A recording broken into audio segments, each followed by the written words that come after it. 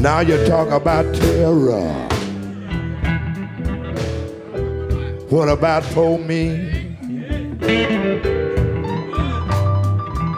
I've been terrorized all my day. All my day.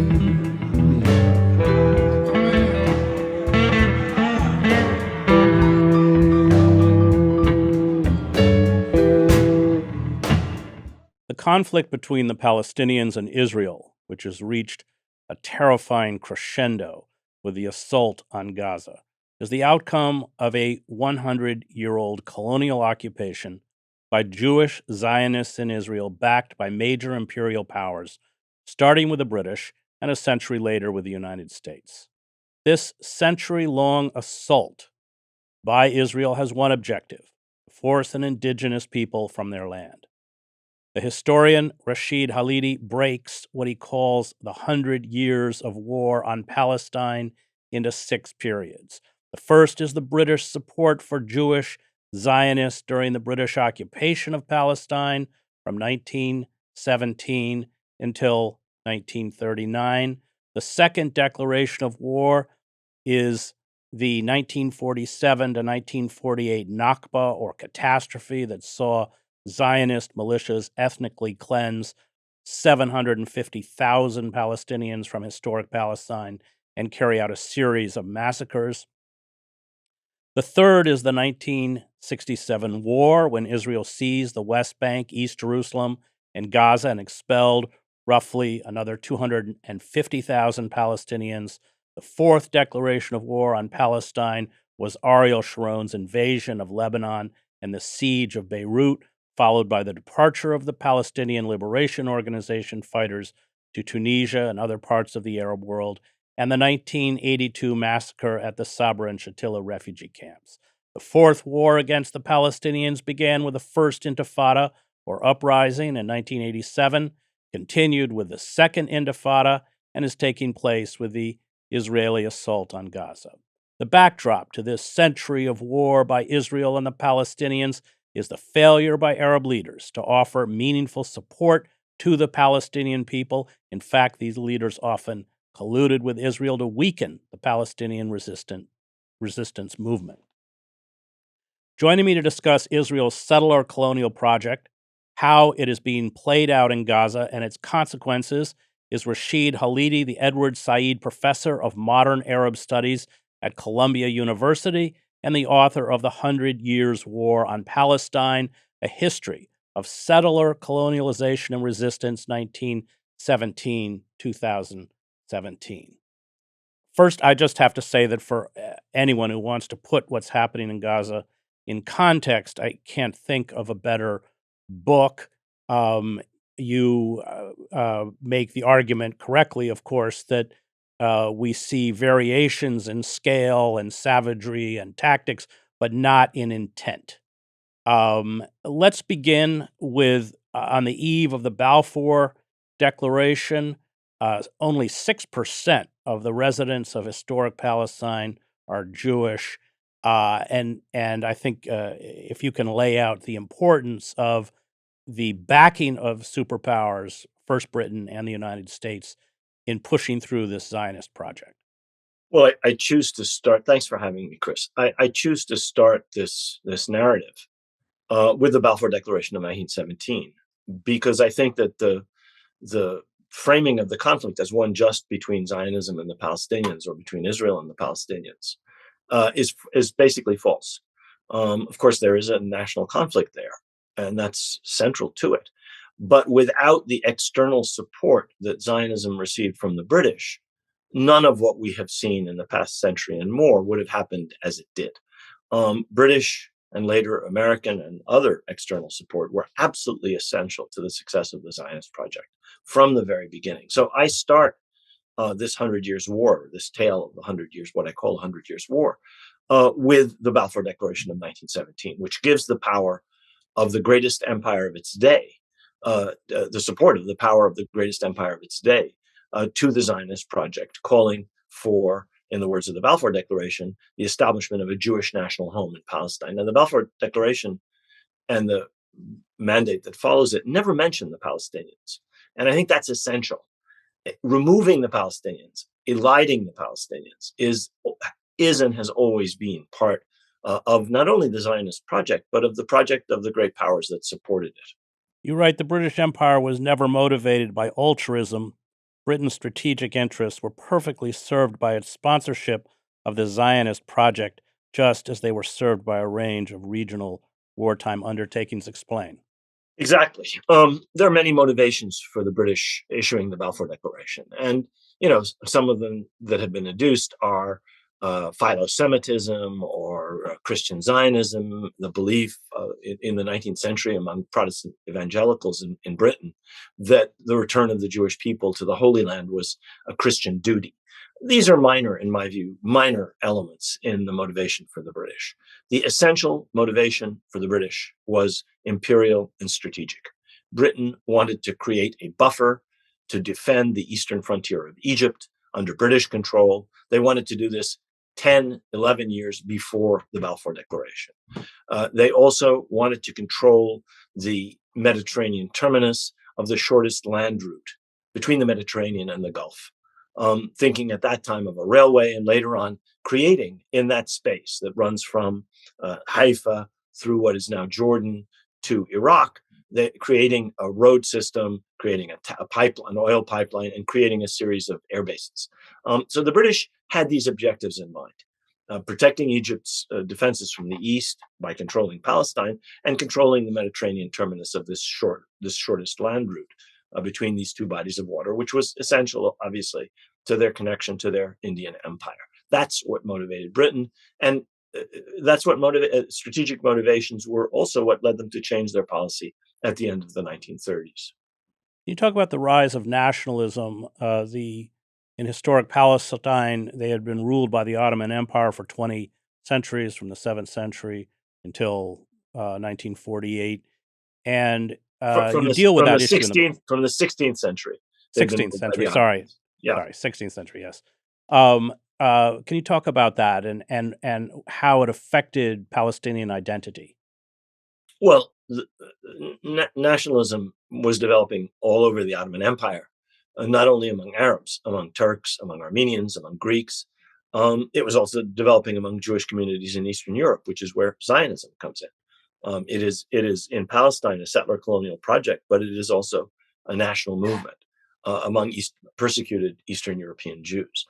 In the case of Palestine, you had a local patriotism, which over time develops into Palestinian nationalism as part of a broader movement towards nationalist identifications all over the colonized world, and all over much of Europe. I mean, you have similar things happening in the Balkans and in Eastern Europe.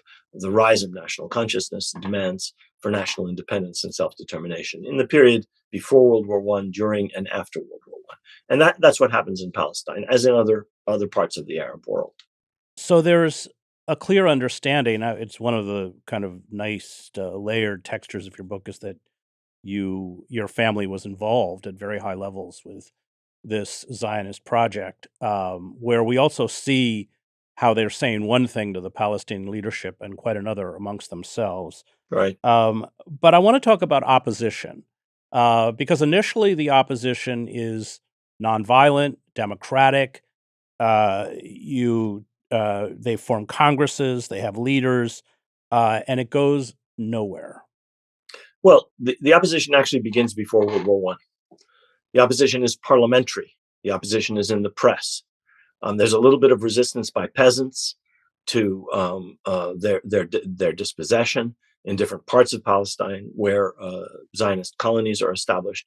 But essentially, the opposition before and after World War I is, as you say, in the form of demonstrations or speeches, or after World War I, congresses and delegations to London, where the British, government is, obviously, and petitions to the High Commissioner in Palestine. All of this, as you say, goes absolutely nowhere. There are violent outbreaks in 1920 and 21, and again in 1929. But the thrust of the Palestinian national movement up until 1936 is essentially demonstrations, strikes, boycotts, petitions, congresses, newspaper articles, and so forth. And it achieves absolutely nothing. The British are unyielding in their support for the Zionist project. In the meanwhile, Jewish immigration is growing because of persecution in Europe. The Nazis come to power in Germany in 1933, and immigration shoots up. The Jewish population as a proportion of the whole goes from 17% in 1930 and 31 to 31% by the end of the 30s, as a result of people fleeing the Nazis and not being allowed to go anywhere else. The United States has shut its doors to immigration. Britain has shut its doors to immigration. And so this persecuted population coming out of Eastern Europe literally has nowhere to go. People who could and would certainly have been saved from the Holocaust are basically shut out of most Western democracies. And that's part of the tragedy. These people are forced, in a sense, to go to Palestine, whether they want to or not, because it's the only country where immigration is unlimited, thanks to the British mandate, which says that there should be unlimited Jewish immigration to Palestine. And so this changes the demographics of Palestine in a period of 6 or 7 years. And you point out that they come both with educational levels and resources that most indigenous members of historic Palestine do not have. Exactly. Through something called the transfer agreement that the Zionist movement negotiates with the Nazis, people are allowed to bring some of their capital and some of their property with them. And that leads to an influx not only of German Jewish population, which is highly educated and skilled and motivated, but also of a lot of capital. And so the economic balance in Palestine shifts. Even though the Jewish population is under 35%, it controls more than half of the economy by 1935. I want to talk about the duplicity of the Zionist leadership. Chaim Weizmann, you write, for example, told several prominent Arabs at a dinner in Jerusalem in March 1918, quote, to beware treacherous insinuations that Zionists were seeking political power. And you write, the Zionist movement leaders understood that, quote, under no circumstances should they talk as though the Zionist program required the expulsion of the Arabs, because that would cause the Jews to lose the world's sympathy. This duplicity, of course, continues to this day, as all of us who covered Gaza and the West Bank, we would file our reports, then watch the Israelis reflexively lie. But talk about this duplicity and its importance. Yeah, I mean, it goes right back to an incident that I detailed in the very beginning of the book, where an ancestor of mine who had been a member of the Ottoman Parliament, the first Ottoman Parliament, and who had been mayor of Jerusalem and had lived in Europe, he taught in Vienna, he knew German, he knew about Zionism. We know that from his papers and from the books and Viennese newspapers that he received that are kept in the family library to this day. He knew about Zionism. He knew everything about Zionism. So he writes to Theodor Herzl in 1899, 2 years after the first Zionist Congress, with a full knowledge that the objective is a Jewish state in Palestine. And he tells him that, we respect the Jews. They're our cousins. We understand your suffering.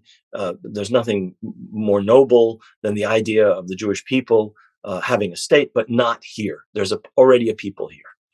And the interesting thing is not only this letter from this ancestor of mine, a man named Yusuf Khalidi, but Herzl's response, which is completely disingenuous, which completely ignores all the points that Yusuf Khalidi is making, and then says in response to a question that Yusuf had not even asked, we have no intention of driving the population away. If you look at Herzl's diaries, he's talking about spiriting the population discreetly across the borders. We're talking in the 1890s. This is clear in Herzl's mind. You have to get rid of the Arabs to have a Jewish state in a majority Arab country. There's no other way to do it. And that, in fact, is always the driving motive of Zionism. So what Weizmann is saying is profoundly deceptive in the quote that you just read, which I think is in the 1920 or early, at the very beginning, 1918 or 1919. Because it was always understood that the objective was a majority Jewish state in what was at that point a majority Arab country. And that deceptiveness has been, as you say, I think, a constant ever since. The idea of ethnic cleansing, which is something that was inherent in Zionism and which was practiced again and again in 1948, 1967, is being practiced today in Gaza, pushing people into the south of the Gaza Strip. Was always inherent in Zionism because there's no other way to, as I've said, create a majority Jewish state in a majority Arab country. You quote the Israeli sociologist Baruch Kimmerling, this term politicide of the Palestinian people. What explain that? Well, I mean, it was essential to argue that the only people with legitimate rights in this country were the Jewish people. This is now part of the Israeli constitution.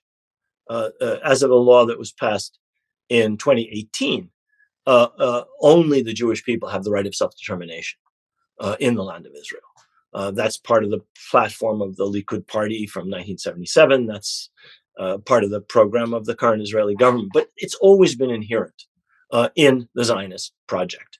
If there were two peoples there, then why would the minority have a right to the entire country or to most of it? And this approach is essentially adopted by the British and is incorporated not only into the Balfour Declaration, but into the mandate for Palestine that the League of Nations gives Britain, which is the charter for ruling Palestine under the League of Nations from 1922 when the mandate is adopted until the British finally leave in 1948. The idea being that there is no Palestinian people. The Palestinians are never mentioned in the Balfour Declaration, except as the non-Jewish population of Palestine. They're never described as a national entity. They're never described as having political rights. The only rights that are to be allowed to the overwhelming Palestinian majority are civil and religious rights. And this approach, which is a British imperial approach, as well as a Zionist approach, continues pretty much up to the present day. Israel becomes a state, is entitled to national self-determination and the rights that a nation state enjoys. The Palestinians, if they are even to demand these things, do it on sufferance and are only allowed basically a simulacrum, a pale shadow of these things. I mean, you look at all the proposals made to the Palestinians, they're never for sovereignty, full sovereignty. They're for some form of autonomy under Israeli sovereignty. And that approach has been central not only to Zionism and the diplomacy of the state of Israel after 1948, but to the approach of the great powers, certainly of the United States and before it of Britain. Let's talk about the 1936 to 1939 Palestinian or Arab Revolt. I didn't understand until I read your book how bloody it was. The British, I think, if I remember correctly, sent in 100,000 troops. They armed Jewish militias. But this came, of course, after decades of essentially nonviolent tactics that had failed. Well, the spark for this is a growing militancy among young Palestinians, among middle-class Palestinians, among Palestinians who see the extraordinary rise in Jewish immigration. In 1935, 60,000 plus new immigrants arrive in Palestine, which is larger than the entire Jewish population of the country in 1917. And there are articles in the paper saying, at this rate, we're going to become strangers in our own country. And so, in response to the ineffectual leadership of the Palestinian elites that dominated the national movement, and in response to this complete unwillingness of the British to respond to Palestinian demands, eventually a general strike breaks out in 1936, which is a grassroots effort. The leadership had nothing to do with it. The leadership was surprised by it. The traditional elite leaders are taken by surprise. The general strike goes on for 6 months. It's ended by the intervention of the Arab governments, which are afraid that this would lead to instability and which are trying to do the bidding of their British masters. So the king of Egypt, the king of Iraq, and so forth intervene. And the general strike ends, and the British send out a commission of inquiry, which decides to partition Palestine and give a chunk of it over to a Jewish state, from which are to be transferred, the term is transferred, i.e. expelled, the Arab population. Because even in that tiny part of Palestine, there wasn't a Jewish majority. And the rest of which is to be given to Britain's client, King Abdullah. The Palestinians reject this. They want self-determination for themselves as the overwhelming majority of the country in the entirety of their country. And what the British are offering them is an insult. And so what starts as a general strike and unrest in the countryside turns into a general revolt armed revolt. The British lose control of parts of much of the countryside. They briefly lose control of several cities. They're unable to bring in reinforcements in 1938 because of crises in Europe and the need to tie down British troops in Europe, and because they're afraid to send Indian troops because they're not sure of their loyalty, because so many Indians are exercised about British repression in Palestine. And so the revolt expands. And by 1938, the British are in a desperate situation. They begin to arm and train auxiliaries from the Zionist militias, whom they train in savage British counterinsurgency tactics, shooting prisoners, blowing up houses over people's heads, large detention camps, and so forth, all of which are the modus operandi of the Israeli army going forward.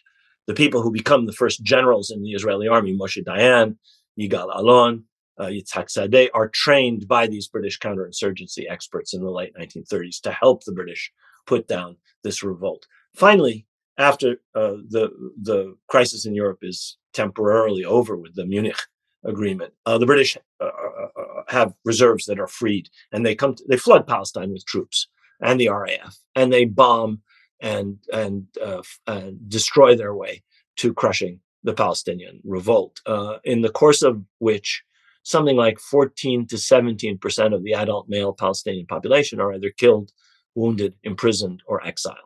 So the revolt is crushed. The Palestinians are broken. Thousands of weapons are confiscated. Dozens and dozens of people are summarily executed. Many more are shot in the course of operations after being taken prisoner. And the Palestinians really suffer enormously. Their leadership is exiled, going into the 1940s, in fact, from the effects of the repression by the British of this revolt. I want to go into the Nakba. The relationship between the British and the Zionists changes on the eve of World War II because, of course, the British need Arab support. Although they form the British form a Jewish battalion or division. I can't remember. Jewish brigade. Jewish brigade. 1948. You have Zionist terrorist groups, Ergun, Stern Gang, attacking the British. They blow up the HQ of the British, the King David Hotel. So 1948, the Nakba, and then I think I want to end, of course, by talking about what's happening today. But let's talk a little bit about the Nakba or the catastrophe. The British do, as you say, shift their position. And they drastically reduced their commitments to the Zionists in 1939, because on the eve of World War II, they realized they're going to have to fight that war in the Middle East. And they need the support of the local populations, which have come to hate them for their repression of the Palestinians. And this goes far beyond Palestine and the Arab world. It goes to the rest of the Muslim world, and in fact, to much of India. So you have the Secretary of State for India writing to the cabinet saying, this has become an Indian problem. We cannot continue this support for the Zionists. This is going to hurt us here. They already in 1937 decided they couldn't send troops from India to put down the Palestinian revolt because they weren't sure of their loyalty. And so Britain does a pivot away from the Zionist movement, reduces its commitments to the Zionists, and makes a bunch of promises, which of course they never keep, to the Palestinians. After World War II, the situation is entirely changed. First of all, the Zionist movement is now fighting the British, as you say. And secondly, the Zionists have pivoted themselves, having been, in their view, betrayed by the British, their previous patron, which had allied with them only for strategic reasons and which turned away from them for other strategic reasons. The Zionists very shrewdly are able to develop relations with Washington and Moscow. And these become their patrons for the period immediately after World War II, when the British finally decide they can't hang on to Palestine. They're leaving India at the same time. This is 1947. And they decide they're going to abandon Palestine. And they toss it into the lap of the United Nations, which creates a commission that has a majority and a minority report. The majority report gives most of Palestine to the Zionists, who at that time were under 35% of the population. The Jewish population was about 33, 34%. The Arab population is an overwhelming majority. And yet the Palestinians are given just over 42% of Palestine. The Zionists are given 55%. And then there's supposed to be a internationalized corpus separatum in the middle. The Palestinians say, this is our country. we are the majority. Under the Covenant of the League of Nations and under the Charter of the United Nations, we're supposed to get self-determination. And so they reject the partition plan, which would have given most of their country, most of which they owned. Zionist land ownership was only about 6% at this time, to a putative Jewish state with a small Arab state in the 45 or 44, 43% of Palestine remaining. As soon as the UN partition resolution is adopted at the end of November 1947, war breaks out in Palestine. And the superior military forces that the Zionists have developed with British help during the Arab Revolt, and through the folks who had been part of the Jewish Brigade coming back and joining into what becomes later on the Israeli army, slowly but surely, inexorably starts to take over parts of Palestine. By April and May, this has become a rout. The largest Arab cities, the largest cities with Arab populations, Haifa and Jaffa, are ethnically cleansed. The populations are driven out. Other cities are taken. The western suburbs of Jerusalem, which were the Arab parts of the western suburbs of Jerusalem, are overrun in April and May of 1948. So by the time the British leave on May 15th, 1948, 300,000 Palestinians have already been made refugees. 70,000 from Jaffa, 70,000 from Haifa, about 30,000 from the western neighborhoods of Jerusalem, and tens of thousands in villages up and down the country. At that point, the Arab armies intervene. Flooded by refugees, the Arab countries were initially very reluctant to intervene. They're forced to do so both by public opinion and by the rivalry between different Arab governments. And you have what then becomes the so-called Arab-Israeli War, i.e. the war between Israel and the Arab states, in which Israel defeats the Arab states over a period of time, and another 400,000 people are driven from their homes in ethnic cleansing operations in the south and the north of Palestine. The Zionist movement, you write, applied a highly developed understanding of global politics. Later on in the book, you were an advisor to, I believe, in Oslo with the PLO, and you in Madrid and Washington. In Madrid and Washington, I never had anything to do with Oslo. But this is a problem even today, that the inability on the part of the dominant Palestinian leadership to understanding the systems they were, especially the United States and Europe. Absolutely. It was a failing of the Palestinian leadership in the 20s, 30s, and the 40s. There were a few people who had some understanding, but basically they were not very clear on some of the global elements of power that often determined outcomes in Palestine. And that was also true to a very large extent of the PLO leadership that develops starting in the 50s and 60s, takes over the Palestinian National Movement in the mid-60s, and is dominant until the end of the Oslo period and at the end of the 1990s. And a remnant of it is still there in Ramallah. To my way of thinking, these people's understanding, especially of the United States and Western Europe, is sorely lacking. Unlike the leaders of the Zionist movement, most of whom originated in the West or spent a great deal of time in the West. People like Chaim Weizmann, who was a British subject. I mean, he was an immigrant to Britain, but he understood British politics and British society. Golda Meir, she understood American society. She was born in Eastern Europe, but she came to the United States as a young woman. She spoke perfect English. I once heard her speak. She was very convincing, very authoritative, very actually charismatic, but understood the society she was dealing with. And that was generally true of people like Herzl. Herzl was a Viennese. He understood European society. He understood European power politics because he was a European. And that gave the Zionist movement an enormous advantage. When you have people like Abba Eban, trained in Oxford, born speaking English, you have an enormous advantage. This is an advantage that certainly the Palestinians did not have in the 20s, 30s, and 40s, and I would argue did not have during the whole period where the PLO dominated the Palestinian national movement, because even though there were people like Edward Said or myself who knew Western societies, we were not decision makers. At best, they occasionally listened to our advice, but unfortunately, quite rarely. Let's talk about the rise of, I don't know any other word for it, Jewish fascism. Jabotinsky, I think Mussolini at one point praised Jabotinsky as a good fascist. It's always been there. One of the first stories I covered was Meir Kahane in Israel, this fascistic rabbi who was, but Israel banned his party. I think it was in 1994, the Koch Party. And now that virulent strain, overtly racist, it's all come out, especially in the Netanyahu government. Talk about that strain within Zionism and its political triumph. Well, there are two elements. One is the anti-democratic element, and one is the racist element. The anti-democratic element was not prevalent, except insofar as it had to do with Arabs. In other words, there was a high degree of tolerance for democratic diversity in Israel, insofar as the Jewish population was concerned. The Arab population from 1948 onwards, for 18 years, was under military government.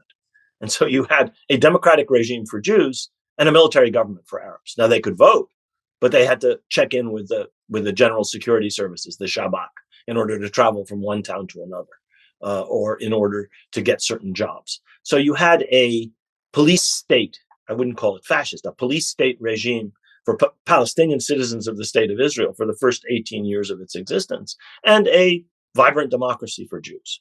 Now, the strain of anti-democratic thinking, of Jewish supremacy, and of a willingness to cut corners as far as democracy is concerned, or to completely abandon democracy, as you said, develops with Rabbi Meir Kahane, who was assassinated at one point. But his thinking lives on in, as you said, the Koch party, and later on in the two right-wing parties that are central to the current government coalition. These are essentially anti-democratic parties, as well as being Jewish supremacist. And that links to a broader set of issues, which I don't think have anything to do with fascism specifically, which have to do with colonialism, which have to do with a racist colonial attitude towards the Palestinians. The Palestinians are a lesser people. The Palestinians don't have the same rights, or shouldn't have the same rights as Jews. And the Palestinians either don't exist, or if they exist, they have to accept a subordinate position.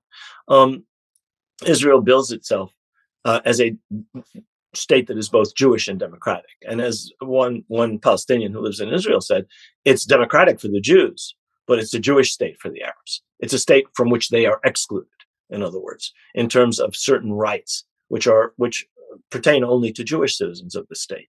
Various rights that have to do with access to land, various rights that have to do with access to certain jobs, and so on and so forth. There are about 18 or 20 laws which systematically discriminate against Palestinian citizens of the state of Israel inside Israel.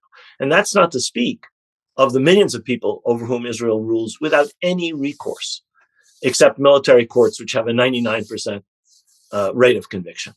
There is no law. There is military law. They have no voice in any important decisions about their lives. We're talking about the population of the Gaza Strip. We're talking about the population of the West Bank. So Israel is a state that rules over a territory from the river to the sea, with privileges and rights for all Jewish citizens, and a diminishing scale of rights, some for Palestinian citizens of the state of Israel, fewer rights for Palestinians who live in occupied Arab East Jerusalem, which Israel annexed after the 67 war, and no rights for the several million Palestinians who live in the in the territories that have been occupied now for 56 years, the longest military occupation in modern history. You talk a lot about the repression on the part of Israel towards Palestinian resistance movements. The first Intifada, which I covered, largely nonviolent. The second Intifada was not nonviolent. You're very critical of the tactics used in the second Intifada. You get the March of Return up to the fence in the border of Gaza, where Israeli snipers are shooting medics and journalists and children. And but you make a point that in some ways the repression is harsher against the nonviolent movements. Why? Because it's convenient to picture the Palestinians as terrorists, and because nonviolence has the danger of winning the sympathy of Western countries. When you can put the Palestinians into a terrorist box instead of saying this is resistance to occupation, or this is resistance to settler colonialism, which is what it is, of course, and can picture them as terrorists, which is something that really became most successful under Sharon, Prime Minister Ariel Sharon, in the period immediately after 9/11, when he hooked Israel up with the American global war on terror. If you can do that, you can deny that they have that they should be a party to anything. Well, they're terrorists. You can't talk to them. Obviously, this was a tactic adopted by Netanyahu, who subtly and surreptitiously was supporting Hamas rule in the Gaza Strip as a means both of separating the West Bank from the Gaza Strip, as a means of sustaining and deepening the divisions in Palestinian politics between Ramallah and Gaza, between the Palestinian Authority and between the Hamas government in Gaza, and as a means of avoiding any negotiations. Well, they're split, and this lot are terrorists. We can't talk to them. Therefore, no negotiations. Therefore, we continue annexation. We continue colonization. We continue dispossessing Palestinians in the West Bank, which is the objective of this and most Israeli governments really since 1967 in different forms over time. So the terrorism label, which again has been trotted out starting on October 6th with the Hamas attack out of the Gaza Strip, is extraordinarily useful for hoodwinking Western elites, which are largely accepting of an Israeli analysis which elides completely occupation, which elides completely the oppression that's a necessary daily part of occupation, the violence that is a necessary daily part of occupation, and completely eliminates from view the fact that this is a settler colonial process to take over as much as Palestine as possible and to squeeze the Palestinians into smaller and smaller spaces if they cannot be pushed out of Palestine entirely.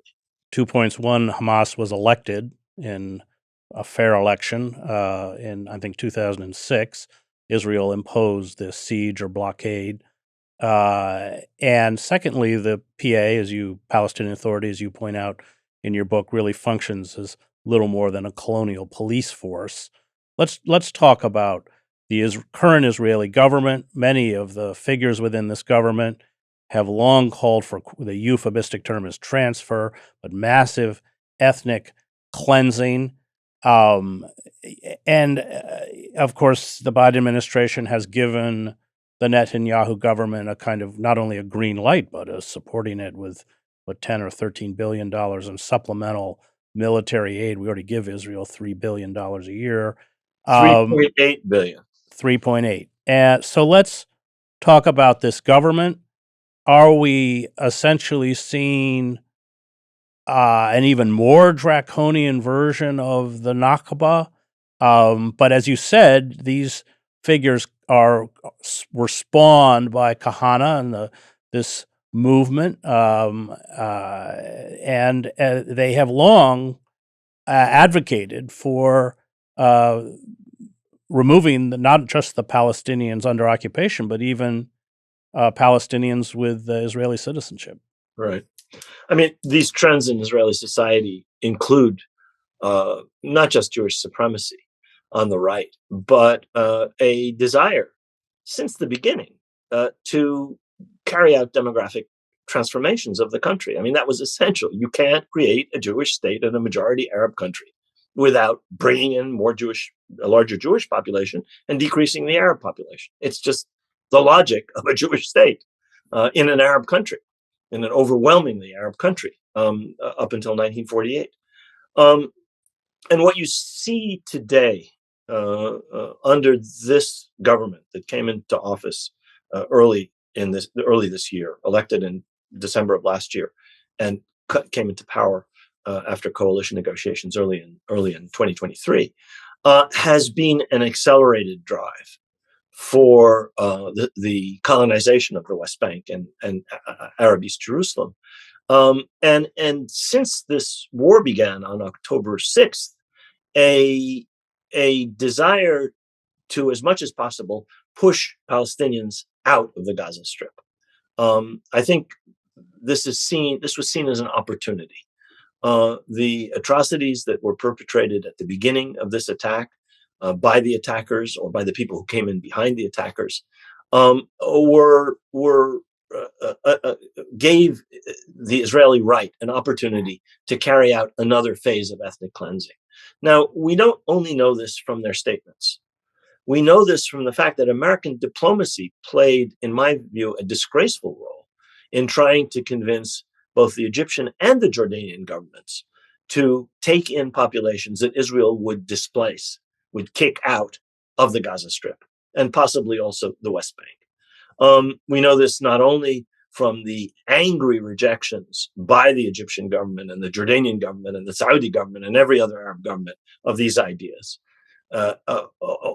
and from the retractions by the Biden administration as soon as they saw that angry reaction. We know that from the same funding request that the Office of Management and Budget put before Congress on the 20th of October for $13 or $14 billion for Israel. Buried in that, on page 40, is a request for support for migration, including people leaving the Gaza Strip. There are various clauses in that which show that the U.S. government was party to an Israeli plan to expel populations from the Gaza Strip. As everybody in the Arab world knows, and everybody in the world should know, when Israel expels Palestinians from Palestine, they never are allowed to return. And the Egyptian and the Jordanian governments understood this perfectly, and they were not going to go along with this. And they treated Blinken with the contempt that he deserved when he tried to peddle this idea to them. And the United States eventually retreated from that. And the president has repeatedly said now, since then, oh, we will not accept the expulsion of Palestinians from Gaza. The US government was privy to, party to, complicit in an Israeli plan to do just that in the first week or so of this war, as is evidenced by the budget request put before Congress on the 20th of October. You can go to page 40 of it, have a look. It's unequivocal. The United States was asking for money for operations outside of Gaza. And anybody kicked out of Palestine ever by Israeli ethnic cleansing is not allowed to return. That's the whole. This is not, in other words, a temporary measure, nor was it meant by Israel to be a temporary measure. You can read what the Israeli intelligence ministry said. You can read what various Israeli ministers have said. The intention was to ethnically cleanse as much as possible of the Gazan population. Since then, those ambitions have been reduced because the Arab governments wouldn't go along, and the United States pulled back. And now what seems to be intended is to squeeze the population of the Gaza Strip into a smaller and smaller part of that very tiny 20-mile long area. Well, that creates a humanitarian crisis. Gaza already is one of the most populated spots on the planet. Very high unemployment rate, especially among the young. I think over 50%.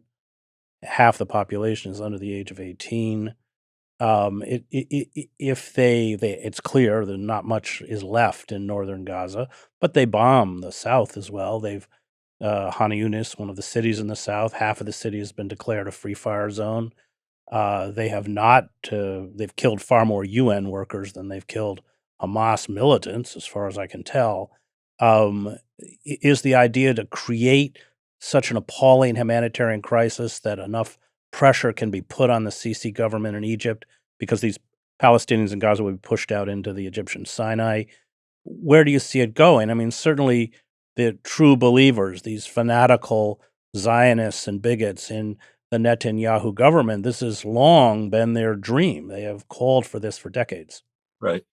Well, they're also engaging in small-scale ethnic cleansing in the occupied West Bank, where about 15 or 16 small communities have been forced to leave.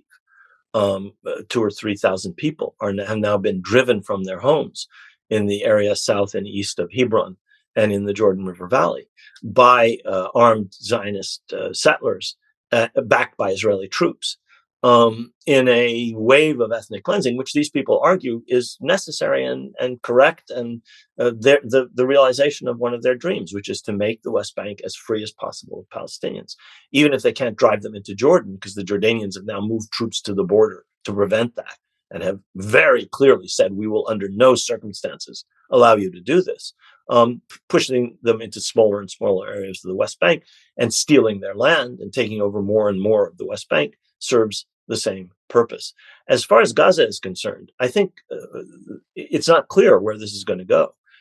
We're in the middle, at the time that we record this, of a truce, of a very short-term 4-day truce, even if it's extended. The intention of the Israeli military and the Israeli government is to continue the war into the southern part of Gaza. How they intend to do that without more phenomenally high casualty tolls among the civilian population is hard to imagine. They've already killed probably as many as 20,000 people. The Gazan authorities say 14,800 have been killed, but there are apparently many hundreds, perhaps thousands, buried under the rubble of their homes and of UN schools and of other buildings destroyed in this mad attack on the population of Gaza. I mean, the claim that the objective is to kill Hamas militants is belied by the fact that dozens and dozens of United Nations schools have been hit. Well, they had tunnels underneath. That's not an excuse for destroying a school full of refugees, which is what's happened again and again and again and again.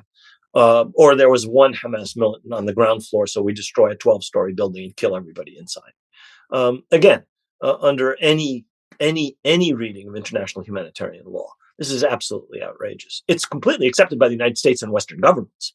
So they are, to my way of thinking, complicit in a litany of war crimes.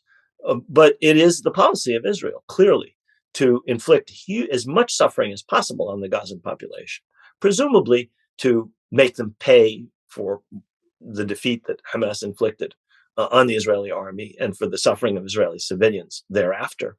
And also presumably to push them into, ideally, from an Israeli perspective, leaving the Gaza Strip and going to Egypt. And if that's not possible, squeezing them into a smaller and smaller area of the Gaza Strip. I don't know what will be the outcome of this. People will try and return to the northern part of Gaza. Some have already tried to do so. There is apparently a large population there. There are relief supplies going into the north to succor the population that remains there. And Gaza City is the largest urban built-up urban area in the Gaza Strip. That's where the largest group of Palestinians in the Gaza Strip used to live. Where they're going to go and where they're going to live is just impossible to foresee at this stage. I just want to close by asking why, both within the Republican Party and the Democratic Party, there is such blind support for the Netanyahu government. Where does it come from? I don't know that it's in our strategic interest to alienate the Muslim world at this level. It'll take us years to regain any kind of trust throughout the Arab world and the Muslim world. But what is its engine? Why is it happening? That's a very hard question to answer. And I think that it has multiple answers. I think that, first of all, there is a difference between the party leadership in the Democratic Party and the base. And there's a difference between Democrats and Republicans. Republicans are much more supportive of Israel. This partly may be due to Christian Zionism, to the zeal with which some evangelicals look upon the return of the Jewish people to the Holy Land. It may have to do with the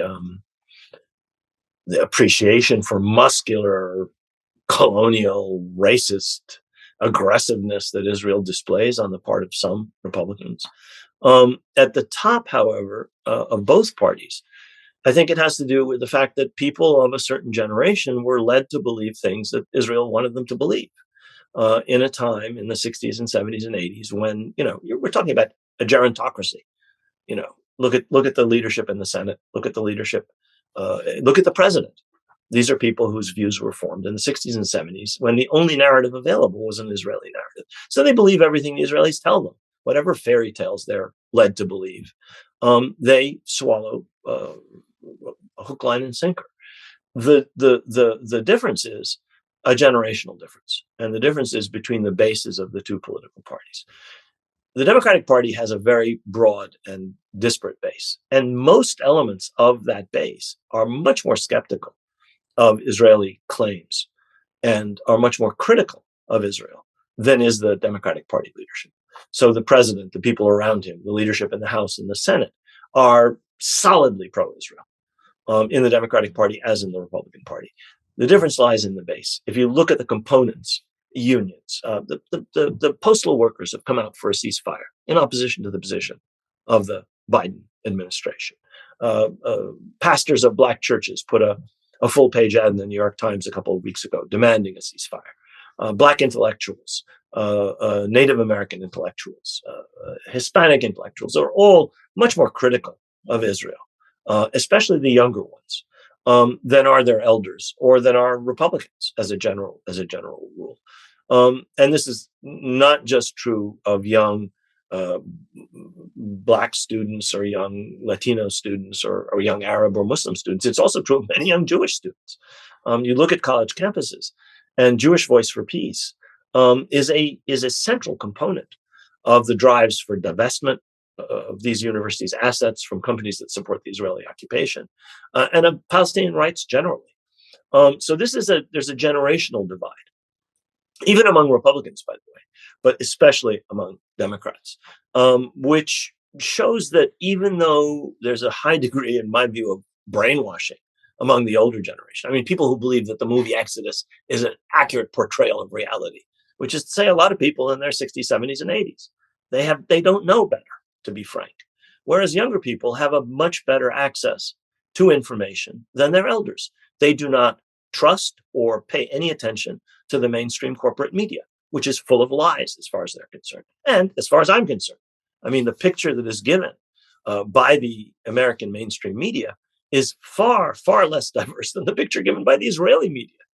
I mean, I read the New York Times in the morning, and I read Haaretz or the Israel Times of Israel or Ynet, Yediot's English language service. Yediot, I don't know. There's more disparity and more critical thinking in the Israeli press than in the Washington Post and the New York Times or on CNN or on MSNBC. So, and young people know that, and they have access to, through social media and through other forms, to, frankly, information that their elders, by and large, just don't even know exists. It's money too. I mean, AIPAC just announced that they're going to spend $100 million to defeat Rashid Khalidi and a few others who have called for a ceasefire. They're major donors. I mean, and these powerful. We've seen these billionaire hedge fund owners at Harvard and Columbia and UPenn use the power of the money. I mean, the response on the part of the presidents of Harvard and UPenn is they've just groveled before these. Of course, they don't run the universities. The board of trustees run the universities. But it's also the weight of that kind of money and the fact that we live in a political system of legalized bribery. Exactly. I mean, I would say that this is true right across all of the centers of power in our society. I mean, the politicians are bought and paid for. They can only exist with donations that finance their political campaigns, from the president on down to city council members. That's true of corporations. That's true of universities. That's true of the art world. That's true. They're dependent on donors, and it has played itself out in universities in a quite terrible way. The concerns of Jewish students and their understandable worry about anti-Semitism has been conflated with their concerns about Palestinian advocacy, and universities have been extremely solicitous of that. Palestinian and pro-Palestinian students, who include Jewish students and minority students and Arab students, have been treated in a relatively cavalier fashion. And if you look around the country, you've had a Palestinian child murdered in the Chicago suburbs because he was Palestinian or Muslim. You've had 3 Palestinian students attacked in Vermont a couple of days ago because they were wearing keffiyehs. You've had a man shot outside a mosque in Rhode Island. And you've had a Jewish man knocked to the ground and killed in a demonstration in Los Angeles. So you've had 4 or 5 incidents of violence, 3 or 4 of which are against either Palestinians or people supporting the Palestine cause or Muslims. And yet the solicitude of the university, which is understandable and legitimate for the concerns of some Jewish students, does not extend to other students, including Jewish students, who feel put upon by the fact that not only does the government blindly support Israel, not only does the media blindly support Israel, not only is there a general atmosphere in corporations, we won't hire this person if they signed a petition in support of Palestine, but the university administrations are hostile to them. And so they feel unprotected. Students who are supportive of Palestine, which in many campuses are a majority of students. At Columbia, at Brown, at many other universities, resolutions in support of divestment from companies that support the Israeli occupation passed with overwhelming majorities. And I think that's a democratic indication of where a lot of student sentiment was when those votes took place, sometimes several years ago. But if you look at many campuses, the support for Palestinian rights is at least as great, if not greater, than support for Israel today. Even after the shock of the attacks of the 6th of October, when there was enormous sympathy in American society generally for Israelis because of the huge number of Israeli civilian casualties. As many as 800, perhaps more, Israeli civilians were killed just at the beginning. So there was enormous sympathy, but that has not lasted in view of the atrocities being committed in Gaza. People say 800 civilians, 15,000 civilians. Well, they're all civilians. Children are children, unless you have a racist view, which is that some children are more valued than other children. Some civilians are more valued than other civilians. Well, at Columbia, where you teach, didn't they outlaw Students for Justice in Palestine and Jewish Voices for Peace? They outlawed those groups, right? Yes, they banned them both. They withdrew their right to have events and their university support. That's correct, for the first semester. Isn't this just to close because they can't win? I'm talking about the Zionists. They can't really win the argument. There's an argument that anti-Semitism is the refuge of scoundrels. And unfortunately, that is what's happening now. There is real virulent anti-Semitism in American society, most of it on the right. And there's some anti-Semitism, certainly, in some of the fringes of support for Palestine, but Palestinian rights. But in fact, given that they actually can't win the argument, how do you justify 56 years of occupation? What can you say to justify 56 years of occupation? What can you say to justify no rights for Palestinians in the occupied territories? What can you say to justify the ongoing incessant colonization and appropriation and dispossession going on in the West Bank? There's nothing you can say. There's no arguments that justify that. Unless you say Jewish supremacy and absolute right and God gave this land to us. I mean, say things like that are not acceptable to most college students. So you shut down the debate by saying, well, they're anti-Semites and their slogans are genocidal, which is actually what a university administrator at Columbia said, that the slogan, from the river to the sea, Palestine will be free, is genocidal. It's part of the laws of the state of Israel. It's the platform of the Likud party, that from the sea to the Jordan, there will only be Israeli sovereignty. That was the platform of the Likud party in 1977. So a bunch of students are hollering, from the river to the sea, Palestine will be free. And the Israeli government actually is instantiating in law, in its constitution, that from the river to the sea, there will only be Jewish, the only sovereignty will be Jewish sovereignty. I mean, on the one hand, on the other hand. And this lot are persecuted and prosecuted, persecuted for their beliefs. And on the other hand, you have an Israeli state supported by people in the United States, which is made part of its constitutional laws a provision to that effect.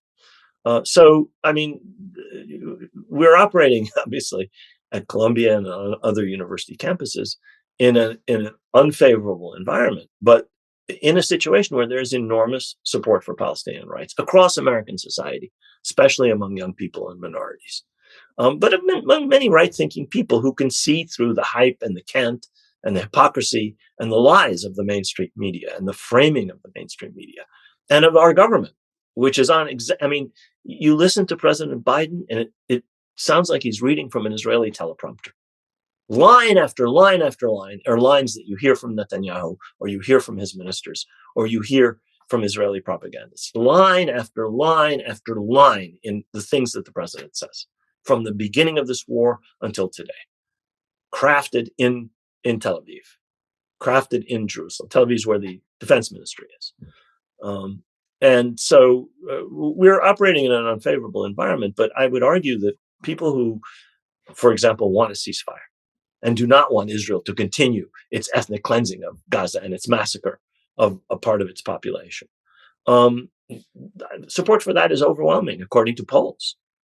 Overwhelming majority of Democrats and large majorities of Americans oppose that Israeli Biden policy of war until whenever Israelis have decided the war is over. Hamas is destroyed, in their view. I just want to say that when those students chant from the river to the sea, they're talking about equal rights for everyone. When Netanyahu uses that term, he's talking about Jewish or Israeli supremacy. Right. That was Rashid Khalidi, the Edward Said Professor of Modern Arab Studies at Columbia University and the author of The 100 Years' War on Palestine, which is probably the best book for putting the current conflict in context. I want to thank the Real News Network and its production team, Cameron Granadino, Adam Coley, David Hebden, and Kayla Rivera. You can find me at chrishedges.substack.com.